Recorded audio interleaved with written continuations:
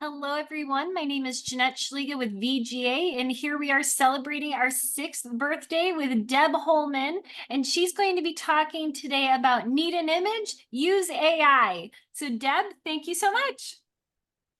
Oh, thanks, Jeanette.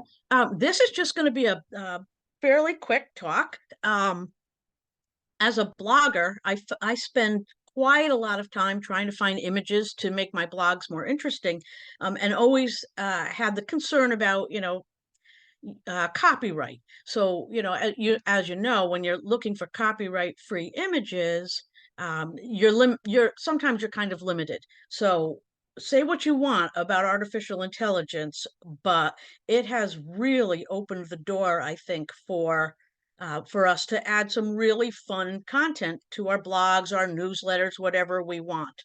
So what I'm going to talk about today really are just two different artificial intelligence programs that I use. There are tons out there, but I'm going to focus on two. The image that you see in front of on this slide was created by ideogram.com. And I'd never heard of that before, but my sister, Alexandra, who's a social media whiz, turned me on to it. Currently, I use Microsoft Image Creator, which has gone through several name iterations. Sometimes it's Copilot, sometimes it's Microsoft Designer, but you see the URL on the screen there. That's how you can get to it. And the other one, as I said, I was going to talk about is Ideogram or Ideogram. I don't really know how to say it. And both of these are free. They probably have paid programs, but I'm just not up to spending $20 a month. So everything I talk about in the next couple minutes are on the free version. Comparing the two, one of the downfalls of the Microsoft one is, on the one hand, it's good that you get daily boosts. I think you get 15. You do have to make a what do you call it? You have to make an account for both of these, but you don't have to put in a credit card or anything like that. The Microsoft one gives you 15 daily boosts. And what that means is after you use those 15 in one day, at first I thought it meant I couldn't make any more images that day, but really what it meant is image creation slows down a little bit after you hit the limit. Um, Another negative with the Microsoft one is it's terrible with text, as you'll see in a bit. As most AI image creators are, they're pretty bad with text. But there's ways to get around that. I'll talk about that in a minute. And then the downfall of Ideogram is it's slower than the Bing program. Um, but when you think about those days, if those of you who are, of a certain age, right, we waited sometimes up to a minute for our dial-up modem to get us online. I don't think 15 seconds is really that long. It's slower than Bing, but there's no limit, there's no slowdown. It's always the same. And I found that the ideogram one was much easier to modify the picture afterwards on their site. And I'll show you that in a minute. And I also found that that program was a better speller. So here's just a quick comparison. I put the exact same prompt right here in the cap letters. I put the exact same prompt into both of them. Uh, and I am, for those of you that know me, quite a short-statured female genealogist, and I don't know why I focus on that all the time, but I don't know. I thought it would produce a very funny picture. Um, but as you can see, neither program really focused on the short part. I mean, the woman in the bottom one, her feet even touch the floor when she's sitting in a chair, and mine do not. So not terribly accurate. But anyway, just to give you a sense of the differences between the two programs. The Bing one really focused on more of a profile shot and more of a photograph type image, whereas the ideogram one focused a little bit more on a caricature, um, which may or may not be what you want. So we'll talk about how to work on that also. So before I go any further, these are some things you want to think about when you're making an AI, when you're on one of these sites and you want an image. Um, I found in my experience with AI in general, if you talk to it like you're talking to a person, you tend to get um, better results instead of being unless you're looking for something very technical. So be very precise about what you want the image to depict. Include descriptions. If you want it in an office, say so. If you want a laptop in there, say so. If you want a person to be shown that's, crying, be very specific with that. Be descriptive with your colors and your shapes and your textures. Try not to be vague. In the image I'm going to show you on the next slide, the prompt, I was doing something for my daughter and I wanted it to include two dirty blonde boys. And I meant dirty blonde as in their hair color. And instead, what I got was two blonde boys that were filthy. So be very careful of how you phrase your prompt. You can also provide examples. For instance, let's say I only wanted something that looked like a photograph. I could say, create a photograph that shows. Or maybe, I love Edward Munch. I don't know if I ever say his name right, but I love that style, the art he painted, the Scream. If you want something in that style, you say, in the style of Edward Munch. Or you could say, in a fantasy style or something like that. You can really be very creative in what you're looking for. And you can't break it. So if you've got the time, just keep rewording your prompts and change them to get better results. But do think about what AI can do. It's not that great at this point with words. But as I went to Roots Tech this year, and one of the speakers said, "Whatever I tell you today about AI will be probably, overrun by 2 days from now.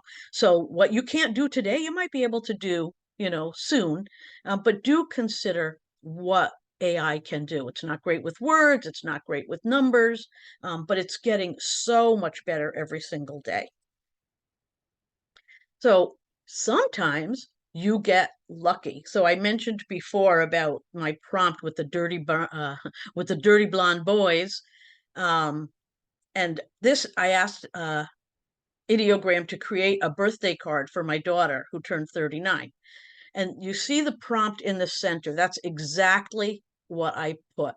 I actually spelled white wrong before in the prompt. I said a wit woman, and I see now that I left out the hair. Um, but on the right, you see what Caitlin actually looks like. I mean, I was blown away by how I don't know whether it trolled the internet or what. Um, but that is a pretty good resemblance. I tried to do something like that for me and it didn't capture me at all, but it really captured my daughter quite well. But again, the spelling is not too great. Her name had two T's in it, and adventure has two E's. But what you can do is if you have an image that you like, you can copy that image to your computer and use imaging software like Canva or Photoshop. I use Photoshop Elements and Canva to kind of clean up some of the text. So I don't know. Do we have time? I don't know what time it is. Do we have time to try it, or should we just stop right there, Jeanette? Go for it. We're going to run a little long, so let's try it. Okay. Let's see. I've got to stop the share for a minute. And maybe just to make it easier, Jeanette, you can maybe think of a prompt Mm-hmm. and we'll try it. Okay, let me see if I can get the share back. Where the heck's my share button now? Oh, there we go. Okay, can you see my screen? I can. All right, so um, Yeah, oh, I'll tell you, this one here, somebody had put on the internet, they had asked AI to create a matzo ball, and they had gotten a big giant ball made out of matzah. So I put in create a matzo ball, and that's what I got. So you can see that things are not always accurate. That actually kind of cracked me up. All right, so this is ideogram. And Jeanette, what do you want to create? So that's all you do. You would make you make your profile, and this is what your screen looks like when you get there. Okay, I would like to see archives in a basement. Okay. I'm thinking about one of my local county clerk's offices when I have to go down there and Archives in a basement. That's all you want to say? sure. Let's see what starts with that. Okay, now ideogram gives you four, I think the other ones do too. They give you different ones you can pick on or pick from. So it does take a couple more seconds than Microsoft, or maybe I used to use DALL-E, DALL-E, but I think that's now part of Chat GPT-4, and I'm not paying $20 a month. All right. So Jeanette, there are your there's four options there. Archives in a basement. Are you happy with those? I am happy with those. So that's pretty good. So, as you probably all know already, these are copyright free because you cannot copyright things that robots make or artificial intelligence makes. I try when I use an image on my blog, I was saying created by AI, and it's probably a good idea to do that, um, even though, there's not a copyright issue. Um, all right, so do I have a second more, Jeanette? Sure. So let's say you didn't like this image. What you can do Yeah, there's is, open flames in the archives. I don't like oh, that's a that, bad idea. Okay. right? Yeah. Yeah. Oh, that is a terrible idea. Rita's like, I like the open flames. You know what? I probably wouldn't have even noticed that. Okay, so we can remix. And so when you do that on ideogram, oh, one of the things I did like about ideogram versus Microsoft, you can make a much longer prompt. So ideogram gives you like this description. This is what it's saying. So now I want to say, all right, I want to get rid of the candle because that's just a terrible idea.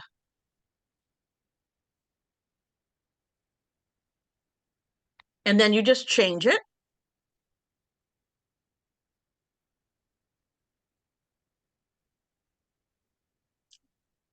And there you have new images with no fire hazards, apparently, right? I don't know. The fourth one looks like it's a well. Oh, God. Oh, yeah, you're never going to get out of that. Um, but that is just a very quick um, introduction to using AI. I think, is that good enough for now, do you think? Yeah, that's All right. amazing. Thank you. So, by the way, I thought that was going to be a great time saver for me in finding images for my writing. Instead, it's a new time suck. I even I'll sit on the couch bored with what's on TV and just randomly generate images just because it's fun and you never know what you're going to get. I love it. Thank you so much, Deb, for sharing that Oh, with me. thanks for having me. That was a lot of fun.